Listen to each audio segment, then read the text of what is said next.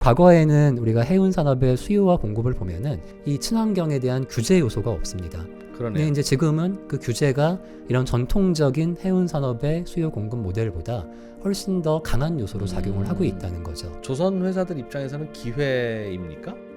기회죠. 친환경 이슈가 없었으면은 중국으로 아마 시장이 넘어갔을 수도 있어요. LNG를 운반하는 운반선도 수요가 줄어들 거고 줄어들고요. 투자자들도 그렇고 조선 업체도 그렇고 우리 뭘 해야 되는 건지 고민이 많을 것 같은데요. 지금은 춘추 전국 시대고요. 전방위적으로 투자와 기술 개발을 하고 있다고 보면 맞습니다. 네, 주말에도 유익하고 재미있고 돈이 되는 콘텐츠를 찾아서 여기저기 헤매시다가 결국은 뭐 여기밖에 별 대안이 없으시죠? 예. 자, 오늘도 3프로TV가 마련한 주말 콘텐츠, 오늘은 굉장히 중요한 이야기를 또 전해드리려고 이렇게 저희가 모셨지 뭡니까. 오늘은 그 조선 이야기를 좀 해볼 건데요. 배 만드는 조선. 요즘 과거에는 그 조선업이 그냥 글로벌 경기 시황에 따라서 좋았다 나빴다 뭐 그 정도라서 별 재미가 없기도 하고 뭐 또 거기 그런 거였는데, 요즘엔 그 친환경 규제라고 하는 새로운 규제가 이 조선업에 큰 변수가 되는 바람에 아주 그 업계가 복잡하기도 하고 치열하기도 하고 정신이 없답니다. 그래서 오늘은 이 이야기를 좀 해보려고 저희가 세계 최고의 조선 전문가 한 분을 모셨습니다. 서울대 조선해양공학과의 우종훈 교수님 바로 소개하고 이야기 나눠보겠습니다. 교수님 어서 오십시오. 예, 안녕하세요. 안녕하세요. 우종훈입니다. 네. 자, 서울대 조선해양공학과면 우리나라 배를 이제 만드는 엔지니어들을 이제 여기서 양성도 하시고 연구도 같이 하시고 업계 이야기도 많이 들으실 거고. 예, 아무래도 네. 그렇습니다. 듣는 거 다 여기다 얘기하기도 좀 그럴 거고 예. 그러시죠? 예. 어쨌든 요즘 그 업계에서는 친환경 선박이 굉장히 큰 이슈라고 하던데 예. 좀 구체적으로 그 얘기부터 좀 들어가 볼까요? 예. 그 방금 이 프로님 이제 과거에 우리가 조선 그러면 이제 해운 산업을 따라가고 해운 산업은 주로 국제 물동량에 따라서 변화하는 시장이었다라고 하면은 최근에 지금 이 장표에 보이는 이 IMO라고 하는 국제 해사 기구에서 이 온실가스 배출을 줄이기 위한 그런 해운 규제를 만들어내고 있습니다. 그러다 보니까 물동량이 아닌 온실가스를 줄이기 위한 이런 규제에 의해서 또 다른 이제 시장이 열리고 있고요. 지금 여기 보시는 것처럼 IMO 최근에는 2050년에는 소위 해운에 의해서 발생하는 온실가스의 순 배출량을 0으로 줄이겠다라는 그런 규제를 발표를 했습니다. 여기 보시면은 이 가장 이제 그 서프라이징했던 게 이 2050년에 기존에는 2008년 대비 50% 절감을 줄이겠다라고 얘기를 했던 게 지난 23년 7월에 IMO의 그 환경 규제 회의에서 이거를 100%로 변경을 해버립니다. 이렇게 되면서 기존보다도 훨씬 더 강화된 거예요? 예, 훨씬 강화됐습니다. 그러니까 그냥 내버려두면 저기선 파란 그래프처럼 움직일 텐데 예. 초록색이 우리 인류의 목표인데 결국은 해운과 조선이 그 부담을 다 뒤집어 써야 되는데 해운과 조선은 그 각 국가가 크게 뭐 이해관계가 있던가 여론의 문제가 있던가 하는 그런 게 없군요. 아무래도 이게 이제 기후 문제라고 하는 전 지구적인 문제에 대해서 국제사회가 대응을 하는 거다 보니까 친환경 하자고 할 때 국민들이 불편하면 그거 들고 일어나기도 하고 후퇴도 하고 하는데 선사가 불편하거나 조선업체가 불편한 것까지야 그냥 그렇죠. 명분을 밀어붙일 가능성이 높다. 아무래도 B2B다 보니까 이게 일반적인 그런 면이 있네요. 친환경 이슈 중에는 요즘은 어떤 게 뜨겁습니까? 그래서 결국 그 과거에 우리가 이제 LNG 운반선이라는 거는 석유 연료보다 그 온실가스를 덜 내뿜는 LNG를 가스를 운반하는 쪽이었다라고 하면 이제 지금 이 해운 규제는 선박이 배출하는 가스도 줄여야 되기 때문에 기존에 우리가 보통 중유라고 하는 헤비 듀티 오일을 대체할 수 있는 추진 연료가 이제 나와야 되는데 현재는 LNG입니다. LNG를 운반하는 것뿐만 아니라 선박의 연료로 사용을 하는 배가 LNG로 간다 이거죠? LNG로 가는 겁니다. 그런 배를 만들면 친환경일 것이다. 일단 지금 현재의 환경 규제 수준을 만족시킬 수 있는 지금은 그 끓음 나는 기름 태우죠? 기름하고 이제 LNG도 같이 사용을 합니다. 근데 그게 이제 현재는 아마 20% 이하기 때문에 LNG 연료가 현재 수준의 환경 규제를 만족시킬 수 있는 딱 그 바운더리에 있다고 보시면 되고요. 끓음 이산화탄소가 나오긴 나와도 덜 나온다. 덜 나오는 거죠. 한 LNG는? 20-30% 정도 덜 나옵니다. 예. 그리고 이제 최근에 이 메탄올이라고 하는, 참고로 메탄올은 LNG하고 비교해서 이 보관이 훨씬 쉽습니다. LNG는 영하 162도 이하의 탱크가 필요한데 반해서 액화해야 되는데 메탄올은 상온에서도 보관이 액체니까. 가능하고 LNG보다 뭐 질소 화합물이나 황산화물 배출도 좀 적고요. 탄소 배출량도 LNG보다 좀 적은 편입니다. 보관하기도 좋고 더 친환경이면 다 저걸로 가겠네요. 이제 그래서 최근에 이제 대형 선사들이 발주하는 선박들이 컨테이너 쉽들에 대해서 예. 하나오션이나 HD 현대, 삼성에서도 이런 메탄올 추진 엔진을 탑재한 그런 메탄올 선박이 엔진로? 예, 최근에 한 2-30척 정도 이제 수주가 되면서 상당히 증가하는 추세로 볼 수 있는데, 단점이라고 하면 아직 이게 이 메탄올이라고 하는 연료를 공급할 수 있는 그 공급망 체계가 아직은 덜 구축이 돼 있는 게, 동시에 이제 암모니아도 그렇게 검토가 되고 있는데, 암모니아는 이 NH3잖아요. 말 그대로 탄소를 아예 포함하고 있지 않습니다. 그래서 어떻게 보면 이제 수소로 가는 길목에서 이 암모니아 자체를 연소하는 연료로 쓸 수도 있고요. 아니면은 암모니아가 수소를 포함하고 있기 때문에 수소 캐리어로서의 역할도 할 수 있습니다. 그래서 이제 최근에 암모니아를 운반하는 그런 선박들에 대한 수요도 나오고 있고요. 다만 암모니아는 문제 중에 하나가 메탄올처럼 아직 글로벌 공급망이 충분히 구축이 되지 못했고, 또 하나는 이 암모니아의 독성 문제가 좀 남아 있습니다. 그래서 만약에 암모니아가 탱크에서 슬립이라고 하는 누출이 됐을 때 사람한테 굉장히 독성이 강하기 때문에 그런 문제들을 이제 어떻게 극복할 것이냐. 암모니아를 연료로 싣고 다니다가 혹시 새면 예. 선원들이 아주 힘들어진다. 이건 이제 거의 사망 사고에 가깝게 되기 때문에. 그래서 이런 이제 기술들이 다양하게 검토가 되고 있고요. 궁극적으로는 수소로 가야 된다라고 하는 공감대는 있지만, 아직 수소는 일단 저장도 훨씬 힘들고 영하 250도 이하이기 때문에, 그 다음에 이 청정, 특히 이제 수소도 많이 들으셨겠지만 뭐 그레이 수소도 있잖아요. 화석 예. 연료를 하고. 그래서 이런 것들이 블루나 그린처럼 소위 CO2를 거의 사용하지 않고 수소를 공급하기 위한 그런 부분들에 대한 투자가 아직은 많이 필요한 상황이라고 보면 되겠습니다. 옛날에는 조선사는 그냥 조선사 배 만들고 그걸 이제 해운 업체가 가서 사고 예. 뭐 그 해운 업체한테 일감 주는 주로 유조선이면 석유 팔고 사고 하는 예. 그런 회사들은 또 이제 전화해서 하고 예, 예. 뭐 그냥 서로 각자 도생이었는데 예. 요즘에는 배 만드는 회사, 해운 회사, 에너지 에너지 회사들이 회사. 이게 뭐 그냥 같이 뭐 한 지붕 안에 들어가기도 하고 예. 좀 그런 데가 있다고 하더라고요. 예, 맞습니다. 그거를 요 그래프로 좀 먼저 설명을 드리겠는데요. 네. 이게 이제 우리 산업연구원에서 그 분석한 장기 사이클에 대한 조선 시황입니다. 조선의 장기 사이클. 요 Y축이 그냥 쉽게 보면은 그 수주 또는 발주량입니다. 배 글로벌에서 생산량이라고 봐도 되겠군요. 예, 파란색 조선량. 막대가 요 매년 이제 얼만큼 발주가 있었느냐라는 예. 거, 또는 수주가 있었냐라는 거고, 요 빨간색은 이제 그 변화에 대한 증가율을 의미를 하는데요. 이게 여기 보시면은 이 오일 쇼크라든가 네. 중국 성장에 따른 호황은 전적으로 물동량이었습니다.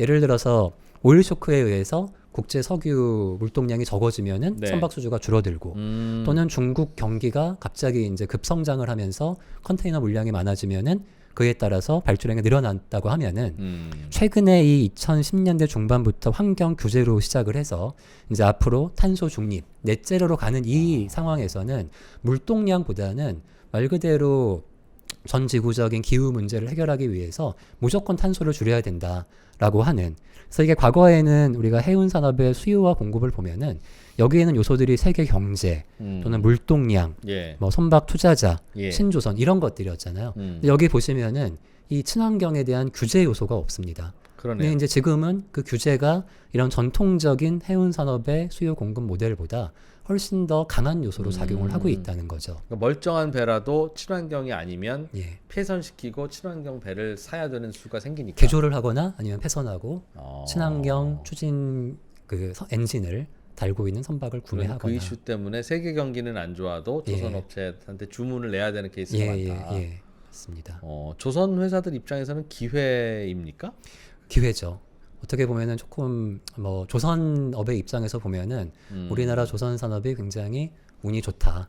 왜냐하면 이 친환경 이슈가 없었으면은 네. 아마 제가 보기엔 이제 전통적인 벌크선뿐만 아니라 컨테이너나 이런 부분까지 아마 중국으로 아마 시장이 넘어갔을 수도 있어요. 네. 근데 이제 이게 친환경 이슈가 생기면서 새로운 추진기를 개발을 해야 되고 뭐 좀 이따 또 얘기가 나오겠지만 LNG 운반선과 같이 굉장히 운반하기 어려운 화물을 그 나를 수 있는 그런 또 기술도 개발을 해야 되고 하는 새로운 기술 요소들이 등장을 하면서 그게 이제 우리나라 조선 산업을 기술이 필요한 조선의 시대가 갑자기 와서 가만히 있었으면 중국한테 갈 시장이 예, 조금 과장하면 아 그래요? 예, 예.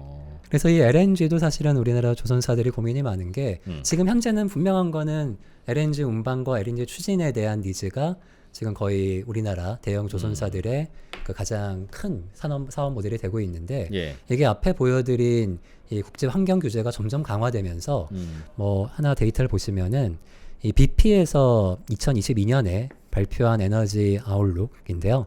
이게 기존대로의 현재 기조를 유지하면 LNG 수송에 대한 디맨드도 꾸준히 어느 정도 증가할 거다라고 안심을 할 수 있지만 또 한편으로는 지금 IMO 최근에 MEPC 84 회의에서 발표를 했듯이 넷제로로 가는 시나리오와 아니면은 더 이제 탄소를 줄여가는 그럼 지금은 어디에 그러니까 투자자들도 그렇고 조선 업체도 그렇고 우리 뭘 해야 되는 건지 고민이 많이. 그래서 결국 아까 보여드린 그 많은 에너지원들에 대해서 지금은 춘추전국 시대고요. 전방위적으로 투자와 기술 개발을 하고 있다고 보면 맞습니다. 그러니까 어떻게 보면 이런 R&D나 기술 개발 수요 관점에서는 예. 그 어느 때보다도 치열하고 기술 개발에 대한 수요가 많은 그렇겠네요. 그런 시점이라고 보실 수 있습니다. 요즘 조선 업체들은 그러면 만나면 무슨 얘기해요?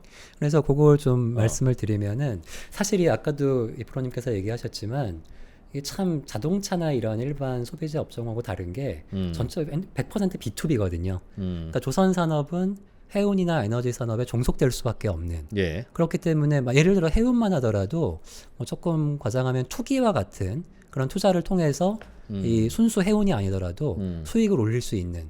그러니까 최근에 우리나라 해운사들이 정말 역대급 수익을 봤거든요. 네. 뭐 예를 들어서 뭐 이런 잠금 상품이나 이런 남성 해운 같은 잘 알려지지 않은 소규모 해운사들도 조 단위의 수익을 냈습니다. 그러니까 해운에는 이제 그러한 소위 뭔가 이제 수익 요소, 이익 요소가 있는 반면에 사실은 조선업은만 냉정하게 보면은 그런 기회가 별로 없는 거예요. 예를 들어서 이게 냉정하게 보면 외국 선사들이 우리나라 조선소들을 보면은 마치 애플과 대만의 폭스콘 같은 애플이 30-40%의 수익률을 올릴 때 폭스콘은 그냥 애플이 정해주는 뭐 5-6%의 수익률을 올리는 우리 조선회사가 폭스콘이다. 예. 돈은 해운 업체들이 번다. 예, 기분 나쁘실 수 있지만 예. 예, 그렇기 때문에 이게 이제 단순히 쉽 빌더가 아니라 이 에너지 밸류 체인에 참여하고자 하는 그런 움직임들이 일어날 수밖에 없는데요. 조선 업체들도. 예.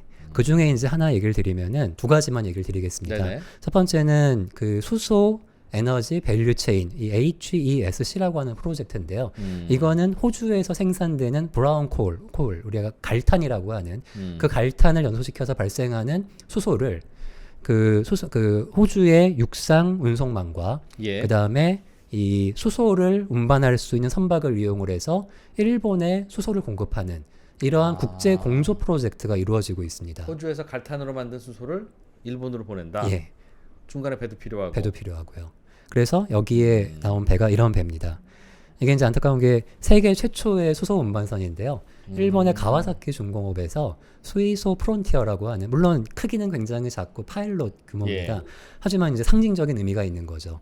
그리고 이러한 프로젝트가 이게 이제 여기에는 호주하고 일본만 써 있지만 여기엔 미국이라든가 영국 같은 글로벌 에너지 업계도 참여를 해가지고 소위 어떤 쉽빌딩 또는 에너지 개발 이것만이 아니라 에너지 밸류 체인 자체를 구성을 해버리는 그런 그 글로벌 프로젝트도 진행이 되고 있습니다. 예전 같으면 저거는 배는 조선업체가 만들고 예, 에너지 만드는 회사는 에너지 회사 따로 있고 예. 운송은 운송대로 하고 예. 사다 쓰는 사람들은 사다 쓸 텐데 예. 요즘은 저게 한 몸이라고요? 그걸 이제 하나의 컨소시엄을 구성을 해서 밸류 체인 자체를 가져가겠다. 그러니까 여기 보시면 요 하이스트라이트 포함되어 있는 가와사키 중공업은 예. 배만 건조하는 것이 아니라 이런 어떤 뭐 가스화를 한다든가 리파이닝 정제를 한다 이런 부분에도 공동 참여를 하고 있는 거죠. 쭉 일관된 인더스트리를 우리가 다 먹어보자. 예. 그러니까 너는 여기서부터 여기까지 하고 우리가 이렇게 하고 이렇게 해서 나눠 먹기로. 예. 좋게 말하면 이제 공유고 나눠 먹기가 될 수. 또 하나는 저게 예. 나눠 먹기도 서로 약속이 돼야 저런 수소로 가는 그 수소를 저장하는 배도 나름 연구도 하고 그렇죠. 니네가 만들면 당분간은 다 니네한테 줄게라고 해야 예. 저게 나오지. 맞습니다. 그렇겠네요. 안 하면 안 되겠네요. 이게 참 조선이 어려운 게 우리가 뭐 자동차 반도체 그러면 시제품이라는 게 프로토타입이라는 게 있잖아요. 네네. 예. 조선은 그런 게 없습니다. 조선은 완전 주문 일단 만들어 봐야 생산이니까. 됩니다. 예를 들어서 2, 그렇지. 300m짜리 배를 시제품을 만들 수는 없잖아요. 손님이 있어야 예, 되군요. 누군가 발주를 해줘야 그런 어떤 그 실제 아. 스케일의 제품이 나오기 때문에 한번 해보더라도 예. 손님이 있어야 된다. 예, 맞습니다. 그런 좀 어려움이 있고요. 야. 또 하나는 그 카본 캡처라고 하는 약간 이제 우리가 CO2라고 하는 이 탄소를 예. 아예 배출하지 않는 게 베스트지만 기존에 이제 우리가 LNG도 그렇고 뭐 메탄올 일부 배출을 하잖아요. 예. 그러면은 이 발생하는 CO2를 잘 포집해 가지고 이 이미 사용하지 않는 폐유정이나 가스정에 주입을 하면 어떨까라고 하는 아이디어에서 나온 게 카본 캡처 앤 스토리지라고 하는 기술입니다. 그래서 이게 예를 들어서 육상의 공장에서 CO2가 나오거나 네. 아니면은 선박의 선상에서 CO2가 나왔을 때 이거를 이런 어떤 수산화칼륨이나 아민 같은 첨가제를 포집제를 넣어가지고 묶어두는 거예요? 예, 묶어서 거기 이제 붙어서 이제 뺏는 거죠. 기존의 이제 가스에서 뺏어가지고 저장하고 이거를 이제 아까 얘기 드린 어디 가스정에다가 주입을 해가지고 줄이는. 참고로 우리나라 이제 하나오션 같은 경우도 이 포집제를 과거에는 이게 수산화칼륨을 많이 썼는데 네. 훨씬 더 경제적이고 그 좋은 아민이라고 하는 걸 이용을 해서 포집하는 기술이 개발이 되고도 있어서 이런 것들이 어떻게 보면은 완전 넷 제로로 가는 브릿지 단계에서 그런 CO2를 내뿜는 그 연료를 사용하는 선박들이 사실은 좀 수명을 늘릴 수 있는 그런 기술이기도 하고요. 내뿜 따라 저렇게 해서 뽑아내서 포집하면 되니까 예, 예. 일종의 공기청정기 같은 거네요. 맞습니다. 열어보면 예. 필터에 아우 이 먼지 진짜 예. 먼지를 예. 포집해서 예, 쟁여놓는 예. 거니까. 맞습니다. 그래서 이런 탄소를- 비즈니스가 지금 여기 보면 노르웨이의 네. 롱십이라고 하는 프로젝트인데요. 유럽에서 여러 국가에서 발생하는 CO2를 각 공장에서 포집해서 이 CO2를 저장할 수 있는 선박에 담아가지고 아 저것도 배로 실어 날아야 예. 되구나. 이것도 이제 액화를 해야 됩니다. CO2를 굉장히 와. 저온으로 액화를 해서 네. 터미널에서 노르웨이의 터미널에 받아가지고 이 해저 파이프라인을 통해서 노르웨이는 이미 개발된 유정 가스정들이 너무 많잖아요. 네. 그런 데다가 재주입을 해서 가둬놓는 이러한 국제 공조 프로젝트를 하고 있고요.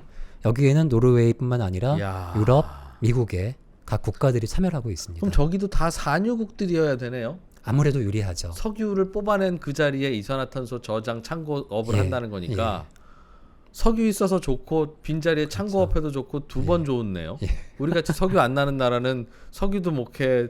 그래서 구멍이 없어서 저장도 창고도 못해. 없어. 예. 그래서 이제 우리나라 좀 이런 쪽으로 많이 신경을 나가야 써야 되는. 된다는 거네요. 예, 맞습니다. 데이터를 잠깐 보여드리면요. 네, 네. 일단 이게 우리나라 그 HD에 현대 3사를 포함을 해서 삼성과 하나오션 세계 데이터입니다. 보시면은 뭐 아무래도 이제 규모나 이런 측면으로는 현대중공업, HD 현대중공업이 가장 크고요. 하나오션이 이 여기 보시면은 요 생산량, 예. 그러니까 소위 조선소가 생산할 수 있는 건조량으로 봤을 때는 이제 HD 현대 다음을 차지하고 있습니다. 다만 최근에 이제 한화의 어떤 흐름을 보자면은 물량 경쟁보다는 좀 더 수익성 쪽으로 가려고 하고 있고요. 그런 관점에서 물론 지금도 보면 한화가 여전히 그 지금까지 세상에 이 돌아다니는 LNG 선박의 가장 많은 퍼센트가 하나오션이 대우조선이 만든 이게 보면 거의 한 네. 23% 4%에 가까운 이게 그 얘기는 어쨌든 한화가 굉장히 빠른 그 LNG 개발을 시작을 했다라는 의미도 되고요. 예. 그동안 그 높은 점유율을 그 점유해왔다는 의미도 될 수가 있을 것 같습니다. 한화가 가장 그 R&D에 적극적이고 항상 대부분 새로운 선박에 대한 설계 개발과 건조를 가장 먼저 한 게 하나오션이었습니다. 이게 대표적인데 그 거제도에 하나오션 야드를 가보면은 에너지 시스템 실험센터라는 게 있습니다. 이게 이제 2015년도에 구축이 됐는데요. 이게 이제 의미가 있는 이유가 보통 우리가 이런 선박에 관련된 가스 기술을 개발을 한다라고 하면은 보통은 예를 들어서 LNG 기술을 개발한다? 그럼 보통 질소를 이용을 해서 모사를 하는 실험을 했습니다. LNG가 아니라, 그러니까 LNG는 굉장히 그 다루기가 힘들고 하다 보니까 실험 단계에서는 LNG (Liquefied Natural Gas를 사용하는 게 아니라 네. 질소로 대신한 거예요. 그러니까 저희 이- 실험실 조건에서.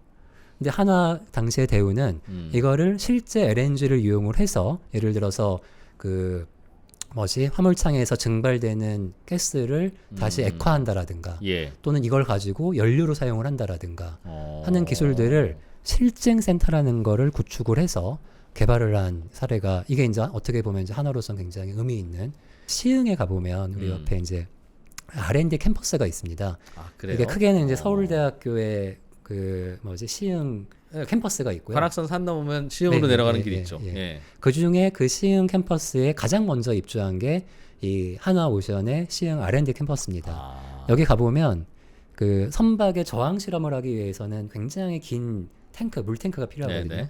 지금 여기 있는 거는 세계 최대 예인 수조입니다. 길이가 300m고요. 예인 수조라는 게 뭐죠? 선박을 모형을 만들어 가지고 음. 이 어떤 캐리어에 달아서 굉장히 고속으로 당깁니다. 네. 그래서 그 모형 선박에 발생하는 저항을 측정을 해가지고 이 디자인된 선형이 과연 얼마나 효율적이냐. 러닝머신 같은 거군요. 사람으로 예, 치면. 예. 한번 이게 뛰어보자. 왜냐하면 선형은 굉장히 그 서피스 곡면이 많기 때문에 어떤- 아직은 100% 수치 해석이 잘 안 돼요. 바다에 실제로 예. 뛰면 어떨지. 예. 그런 것뿐만 수조에서 아니라 땡겨본다. 예. 네. 뿐만 아니라 요거는 이제 공동 수조라고 해서 프로펠러에서 발생하는 와류라든가 공동 현상을 실험하는 이런 수조도 있고 또 하나 이 음향 수조 같은 경우는 이 대우 하나오션이 유일한데요. 여기는 이 군함과 특히 이제 잠수함 같으면 소음이 발생하면 안 되잖아요. 네. 그런 걸 수중에서 음향을 분석하는, 소음 발생하는지. 이제 이런 다양한 또 여기 뭐 랜드 베이스드의 뭐 연료 전지 테스트 같은 것들을 하는 캠퍼스도 있고요. 조선업이 인력 문제도 많거든요. 그러다 보니까 특히 이제 가장 많은 인력이 일하는 게 생산 현장입니다. 그래서 물론 요즘에 뭐 E7 비자로 외국인 노동자들도 많이 데려오고는 있지만 이런 식으로 요 오른쪽 아래 보이는 게 이 용접 로봇입니다. 사람이 들어가기 힘든 협소한 공간에 이 로봇을 설치하면은 이 로봇이 스스로 이제 움직여가지고 이런 그 코너 부분에 용접을 자동으로 하는 그런 걸 이제 대우에서 상당히 하나오션에서 빨리 개발을 했고요. 저게 배 안에 저런 로봇들이 있어요? 예, 그러니까 배 정확히는 만들면서? 배 안에보다는 배를 만드는 과정에 대형 블럭들로 이제 모듈화를 하는데 이 모듈에 사람이 들어가서 작업하는 게 굉장히 힘들어요. 그러다 보니까 이런 로봇들 그리고 최근에는 이게 이제 로봇이라는 게 또 보니까 이 안전 규제가 있어가지고 네. 이 산업용 로봇은 일반적으로 펜스가 있어야 돼요. 주변에 사람 예, 접근하다 접근하면 안 다치죠. 되니까. 예. 근데 이게 사실 조선소라는 공간이 쉽지 않습니다. 그렇죠. 그래서 요즘에는 여기 보시는 것처럼 협동 로봇입니다. 이건 뭐냐면 협동 로봇으로 인증을 받으면 사람이 옆에 가서 컨트롤할 수 있는 그런 인증이 돼요. 물지 않는 로봇. 예, 맞습니다. 그래서 이런 뭐 론디라든가 또는 배관 여기도 보시면 사람이 있잖아요. 한 사람이 여러 대의 기계를 동시에 컨트롤하면서 생산성을 높일 수 있는 앞에 용접하는 로봇도 따로 있네요. 예, 따로 있습니다. 같이 짝꿍처럼 일하는구나. 예. 그래서 이런 것들이 이제 최근에 조선업계 그다음에 여기 보시는 장면들이 하나오션에서 소위 생산성을 높이기 위해서 다 사람이 했을 텐데 그죠? 맞습니다. 예. 요즘 우리나라 조선 업체들은 이제 결국 일본, 중국과 경쟁하겠죠? 예. 맞습니다. 경쟁 우위 요소와 점점 까먹는 요소는 어떤 게 있습니까? 중국과 많이 비교를 하는데요. 중국하고 일본하고 비교를 하는데 일단 중국 같은 경우는 중국은 조선소가 너무 많습니다. 네. 그래서 보통 우리가 이제 비교를 해야 되는 대상은 일정 규모 이상의 조선소들. 그리고 최근에 일본 같은 경우는 조선 산업이 이제 한물 갔다라고 얘기는 하지만 최근에 친환경 에너지 이슈로 다시 도전을 하고 있고 그 형태가 중소형 조선소들을 합병해가지고 소위 컨글러머레이션 비슷하게 복합체를 만들어가는 쪽으로 가는데요. 일단 제가 이 조선업을 그 긍정적으로 볼 수 있는 요소를 하나 얘기를 드리면요. 의외로 전 세계에서 대형 조선소를 영위할 수 있는 지역이 많지가 않습니다. 왜냐하면 대형 조선소가 있기 위한 첫 번째 부동해가 있어야 됩니다. 바다가 얼마 안 돼요. 네네. 두 번째는 러시아, 캐나다는 쉽지 않아. 예. 예. 러시아에서 그래서 조선소가 그렇게 바다가 넓음에도 비교하고 별로 없는 이유고요. 네. 두 번째는 기후가 따뜻해야 되고요. 그건 왜요? 바다가 일하려니까. 얼면 또 너무 따뜻하면은 예를 들어서 베트남, 뭐 말레이시아, 인도네시아 같은 데 있는 조선소가 있어도 굉장히 소형 규모입니다. 그래서 안 그래도 그 질문 좀 드리려고 했어요. 왜 조선업은 한중일에서 주로 이렇게 컸냐? 그래서 그 두 가지하고 또 하나가 일관화 제철소가 있어야 됩니다. 그건 뭐죠? 왜냐하면 이 대형 그 선박들은 예. 후판이라고 하는 두께 15mm 이상, 10에서 15mm 네. 이상의 두꺼운. 철판이 필요하거든요. 예. 우리나라 같으면은 포항제철, 현대제철 이런 데서 굉장히 가까운 근거리에서 소위 선박의 거의 한 가격의 한 20%를 차지합니다.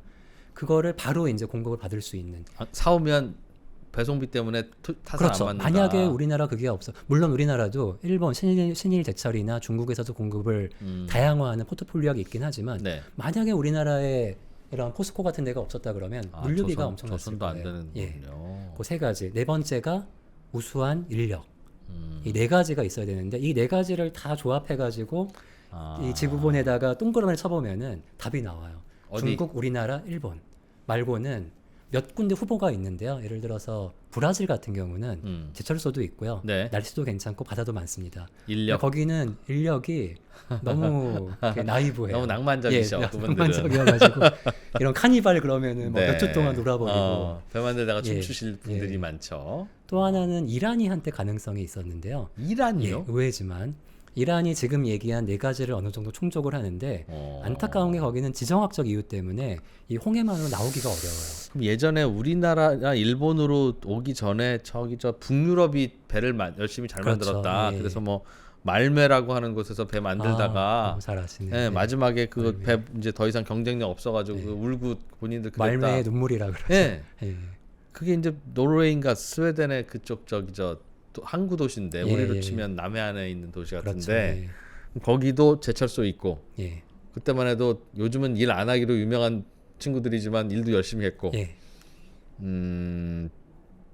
얼지 않는 바다가 있었고 있었고요. 아. 근데 사실 지금도 우리가 북유럽 그러면 북유럽이나 유럽 지역의 조선소들이 조선이 없을 거라고 얘기하지만 좀 사실은 있다면서요? 거기도? 크루즈선 같은 경우 가장 고보가지 크루즈선을 뭐 그 독일이나 이탈리아 네. 핀칸티에리가 세계 최고 수준으로 남아 있고요. 아. 그 다음에 대형 선박이 아닌 특수선들이 있습니다. 예. 예를 들어서 과거에 그 요즘도 있지만 해양 플랫폼들 있잖아요. 음. 해양 플랫폼은 자력으로 못 움직이기 때문에 네. 이런 해양 플랫폼들을 이렇게 견인할 수 있는 특수선박들이 필요한데요.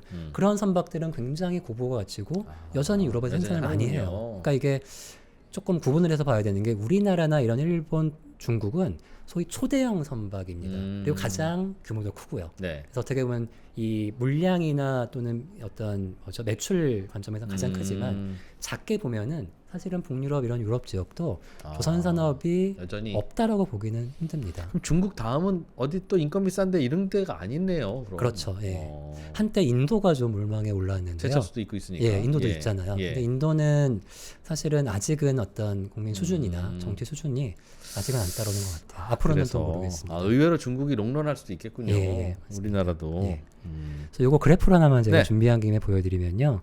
이게 요건 이제 저희 그 연구실과 저희 이제 선후배들이 같이 이 스마트 수준 비교 진단 도구를 만든 게 있습니다. 네. 이거를 가지고 요 국내 조선소들과 중국의 대표 조선소, 일본의 대표 조선소의 이 스마트 수준을 분석을 했습니다.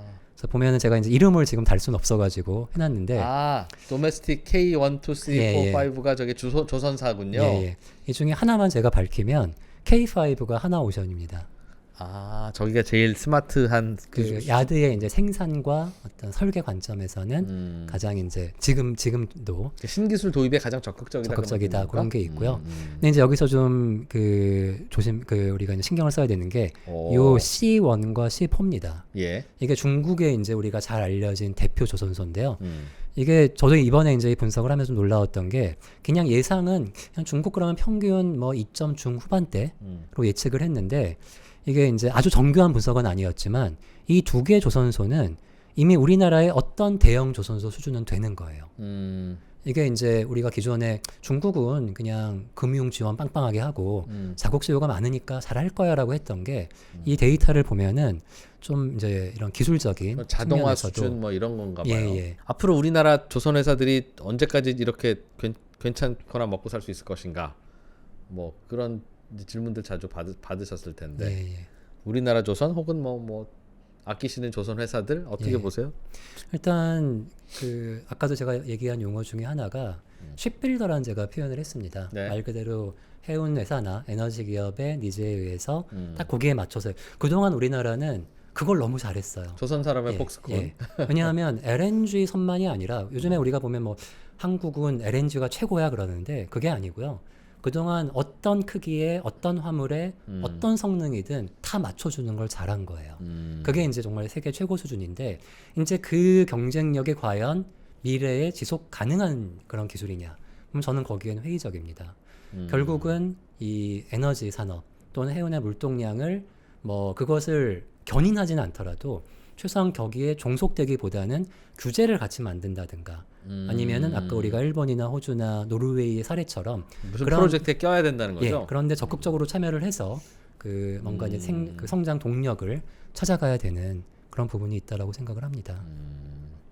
기술 좋아서 항상 전화가 많이 가고 예, 그러니 그냥 그 전화 받는 걸로 그동안 살아오셨던 예, 예. 기술 그걸 장인 너무 같은 잘한 거죠. 예. 지금 우리나라의 한 대형 조선소의 설계 인원은요, 일본 전체 조선업의 설계 인력보다 많습니다.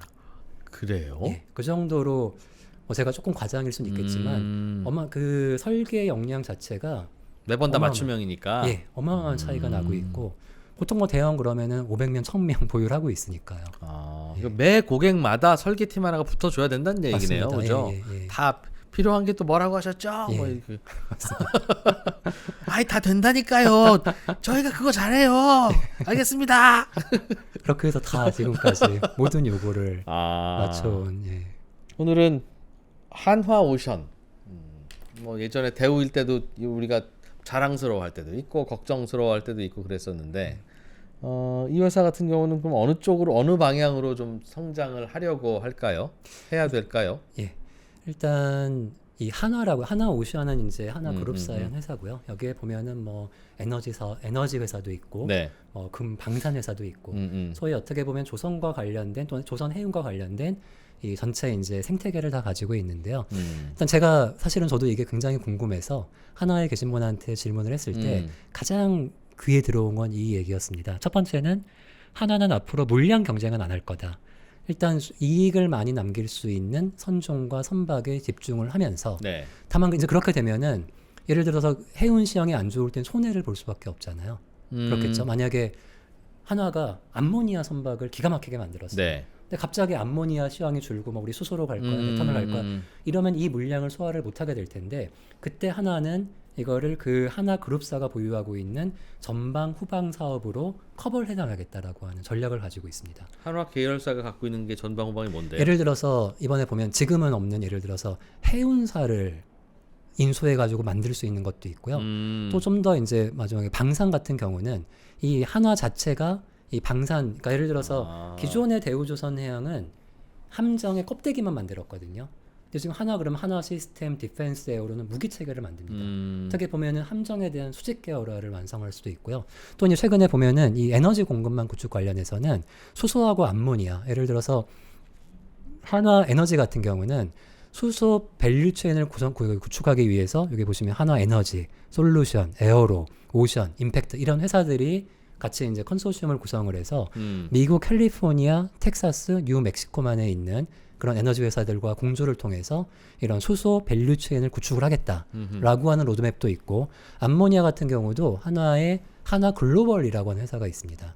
이 하나 글로벌이 기존에 이런 미국의 북미 지역에 보유하고 있던 그 밸류 체인을 같이 이 하나 글로벌이 중심이 돼서 공급망을 이제 어떻게 보면 새로운 사업 모델로 가져가고자 하는 그런 노력도 하고 있습니다. 계열사의 조선 수요가 있으니 예. 그걸로 그 불황에 대처하면 예. 꼭 그렇게 가격 경쟁에 나서지 않아도 될 것 예. 같다는. 마지막으로 이제 함정 분야가 있는데요. 군함? 군함입니다. 네. 군함을 조금 이제 요걸 말씀드리면서 마무리할 예, 텐데요. 지금 여기 그래프를 보시면 이게 1900년대부터 지금까지의 이 글로벌 선박 발주량입니다. 보시면은 1960, 70년대까지는 유럽이 많이 주도해왔고요. 먹었네요. 예. 여기 보시면 미국이 조금 있는데요. 전 전쟁 때, 예, 1차 세계대전, 2차 세계대전입니다. 유럽이 전쟁 때 예. 바쁠 때는 미국이 만들었구나. 예. 근데 이게 재미있는 게 미국이 거의 이제 줄어들었잖아요. 네. 이게 미국이 어떤 일이 있었냐면 제가 사진을 하나 보여드릴게요. 이게 굉장히 이게 2차 세계대전 때 사진입니다. 네. 그때 미국이 뭘 했냐면 이 2차 세계대전 때 독일과 일본과 소위 전투를 하기 위해서 수송선이 필요했어요. 네. 근데 여기 보이는 이 사진이 리버티라고 하는 수송선입니다. 이 선박은 선박의 역사, 전 인류 역사에서 하나의 설계로 가장 많이 만들어진 배예요. 2,000척에 넘게 만들어졌습니다. 그리고 이 당시에 미 해군은 미 조선소들이 테크타임으로 보면은 3주인가 3일에 한 척씩이 나왔어요. 아, 저 리버티라는 예, 배를. 예. 어. 이게 어마어마한 속도고 요즘도 아마 이 속도는 안 나올 겁니다. 그러게 저는 오토바이도 그렇게 만들기 예, 쉽지 예. 않을 것 같은데 3주. 근데 이게 이러던 미국이 사실은 이제 이게 일본으로 넘어가면서 이게 위축되기 시작하거든요. 그때 미국이 잘못된 선택을 합니다. 존스 액트법이라고 해가지고 네. 앞으로 함정은 무조건 미국 내 조선소들이 만들어야 되라고 하는 법을 만들어 버려요. 네. 그러면서 미국에는 일렉트릭 보트하고 베스 아이론웍스하고 그 뉴폴트라고 하는 이 세 개 조선소가 함정을 만드는 조선소인데요. 군함. 예, 여기가 얼핏 보면 대단해 보이지만 가장 그 많이 만드는 이 뉴폴트 뉴스라고 하는데도 하나오션의 절반밖에 안 됩니다. 음흠. 규모가. 그리고 더 심각한 건 미국이 이제 심각성을 가지는 거는 예를 들어서 미국은 지금 1년에 원자력 잠수함을 한두 개밖에 못 만들어요. 네. 중국은 잠수함만 해도 뭐 1년에 3-4척씩. 일반 함정 같은 경우도 뭐 5척, 8척을 만들어냅니다. 그래서 얼마 전에 기사가 무슨 기사가 나왔냐면 미국이 중국보다 그 선박 건조 경쟁력이 233분의 1이다라는 기사가 나온 적이 있어요. 좀 과장됐죠. 이거는 사실은 상성까지 포함한 네네. 건데 예. 함정으로 국한을 하더라도 이미 중국의 뭐 3분의 1, 5분의 1인 거예요. 미국이 지금 방산, 특히 함정과 잠수함에 대해서 엄청난 위기의식을 느끼고 있고요. 우리나라는 거기에 대해서 또 다른 기회를 가지고 있습니다. 미국이 군함 좀 만들어 주라 하든가. 예. 벌써 그게 지금 미국의 존스 액트법을 어기고 이탈리아 핀칸테이어리가 최근에 미국의 함정을 발주받기도 했고요. 최근에 미국이 우방인 일본에도 우리 함정 좀 수리해줘 이런 것도 하고 있고 그 다음에 이제 우리나라입니다. 특히 하나오션은 현대와 비교해서도 아마 잠수함 기술이 되게 좀 더 경쟁력이 있는데요.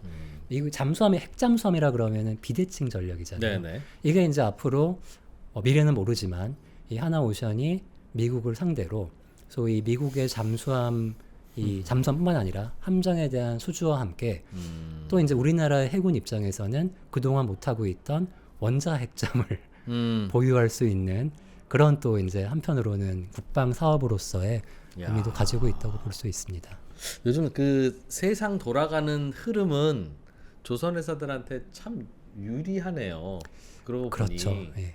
그게 좋은 건 아니죠. 전쟁과 관련되고 에너지 위기고 이런데 이게 이런 뭐 조선 해운 산업에서는 갑자기 친환경 예. 규제 생기면서 또 예. 다 수요가 늘어나고 예. 또 갑자기 미국과 중국이 사이 안 좋아지면서 저렇게 되는 거잖아요, 예, 사실은. 맞습니다. 그러니 지정학적인 이유, 정치적인 이유. 예. 전반적으로는 그럼 요즘 그 조선 업체들은 분위기 괜찮 좋아지고 있습니다. 예, 좋아지고 있고요.